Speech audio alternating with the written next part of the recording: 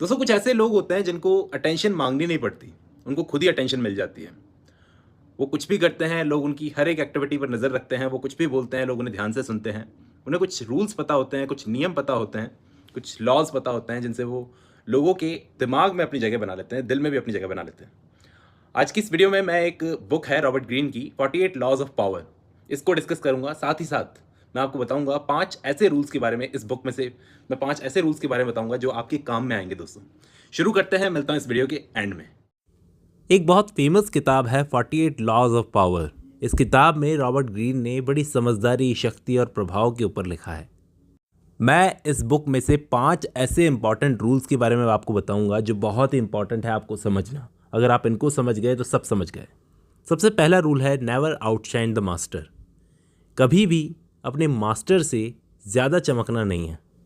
हो सकता है आप अपने मास्टर से कुछ चीज़ों में बेटर हों, लेकिन फिर भी आप कोशिश करें कि जितना हो सके आप उन्हें अपने से ऊपर बताएं, अपने से बेस्ट बताएं। नेवर आउटशाइन द मास्टर का मतलब ही यही है कि कभी भी अपने उस्ताद को या सीनियर को अपनी चमक दिखाते हुए उसकी रोशनी कम ना करने की कोशिश करें। ये एक तरह का सुझाव है कि जब आप किसी सीनियर या किसी अथॉरिटी फिगर के सामने होते हो तो अपनी चमक दिखाकर आप उन्हें इम्प्रेस नहीं कर रहे होते, बल्कि उनके अंदर आपके लिए नफ़रत पैदा कर रहे होते हो। उनका ईगो हर्ट होता है। ये ह्यूमन नेचर होता है कि आप खुद को आउटशाइन करके उनका ईगो हर्ट करते हो, उनको इम्प्रेस नहीं करते हो। ये एक तरह की समझदारी होती है जो आपको ऊट पटांग की भावनाओं से बचा कर रखती है लोगों के मन में। तो इसलिए नेवर आउटशाइन द मास्टर। दूसरा रूल है कंसील योर इंटेंशंस। अपने इरादों को छुपा कर रखो ताकि लोगों को आपके असली प्लान के बारे में पकड़ ना हो सके। इसका साफ सीधा सा मतलब यह है कि आप अगर अपने इरादों को छुपाए रखते हो तो दूसरों पर इंप्रेशन अच्छा बना सकते हो। आप अपने इमोशंस को कंट्रोल रखते हो। हर चीज़ में अपने इरादों को जाहिर नहीं होने देते दुनिया के सामने कि मैं ऐसा चाहता हूँ, मैं वैसा चाहता हूँ। तीसरा सबसे इम्पॉर्टेंट नियम है got attention at all cost.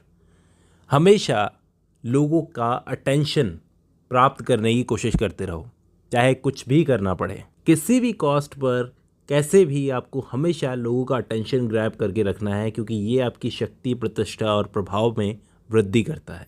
लोग आपको नोटिस करेंगे तभी आपके पास में पावर आएगी और आपको आगे बढ़ने और मकसद हासिल करने में मदद मिलेगी। लेकिन याद रहे, ये कानून अप्लाई करने के लिए आपको ईमानदारी और समझदारी की बहुत ज़रूरत है, नहीं तो ये आपको बदनाम भी कर सकता है। मतलब आप कुछ भी कर सकते हो पॉपुलर रहने के लिए, लोगों का अटेंशन ग्रैब करने के लिए। नेक्स्ट रूल है बहुत ही important, always say less than necessity. हमेशा ज़रूरत से कम बोलना सीखो।